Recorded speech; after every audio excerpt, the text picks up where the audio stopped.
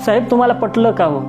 बापाच्या वयाचा एक माणूस समोर बसलेला आहे आणि त्याच्या अंगावरती पाण्याचा फवारा मारायला तुम्ही परवानगी दिलीत। साहेब लाखोच्या संख्येने शेतकरी एकत्र आला, ट्रॅक्टर आहे, गाड्या सगळं घेऊन दिल्लीकडे आला, पण बॅरिकेड्स लावून त्याला अडवण्यात आलं। साहेब जसं एखाद्या घरामध्ये कुत्र्याला परवानगीने असा बोर्ड लावला जातो तशी अवस्था तुम्ही शेतकऱ्यांची केली। या देशाला कृषी प्रधान देश असं म्हणतात साहेब। हा निर्णय घेताना एकदा तुम्हाला आठवण झाली नाही का? शेतकरी एकत्र आला, भले तो कसा आला काय आला माहिती नाही, तो योग्य आहे तो चूक आहे तो बरोबर आहे या गोष्टी अजिबात इथं महत्वाच्या नाही आहेत। पण कृषी प्रधान देशात ज्या शेतकऱ्यांसाठी कायदे केले ते शेतकऱ्यांना मान्य नाही आहेत आणि सरळ त्या शेतकऱ्यांना मान्य नाहीत तर केंद्र सरकारने हे कायदे पाठीमागे घेतले पाहिजेत। शेतकऱ्यांनाच मान्य नाही, कायदा जनतेसाठी असतो, जनता कायद्यासाठी नसते साहेब। लाखोंच्या संख्येने शेतकरी एकत्र येऊन सांगतात आम्हाला हे कायदे नकोयत, आम्हाला अजिबात नाही पाहिजे। भले कायदे चांगले असतील वाईट असतील महत्वाचं नाहीये, पण जर त्या शेतकऱ्यांना नको असतील तर तुम्ही बळजबरीनं का तुमचं घोडं पळवताय साहेब?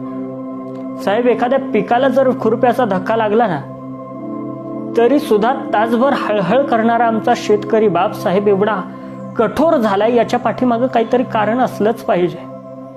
एवढ्या मोठ्या संख्येनं एकत्र येऊन आक्रोश मांडलाय त्या शेतकरी बापानं, इतक्या हळव्या मनाला तुम्ही कठोर बनवलं साहेब, त्यात काहीतरी गोंधळ असला पाहिजे।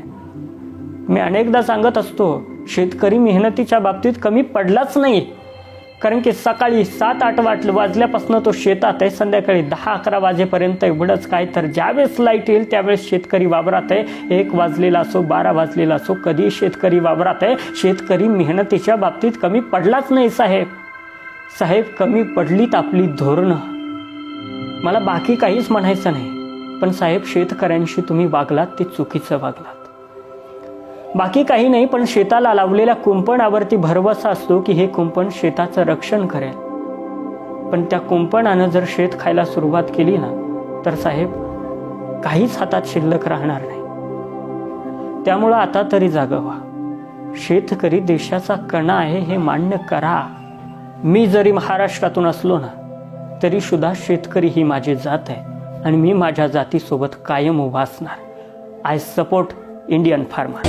नाही हटला कधी मागे फिरला कधी तरी आली आणि वाढी नव्या जोमाने तो पुढे चाले गडी।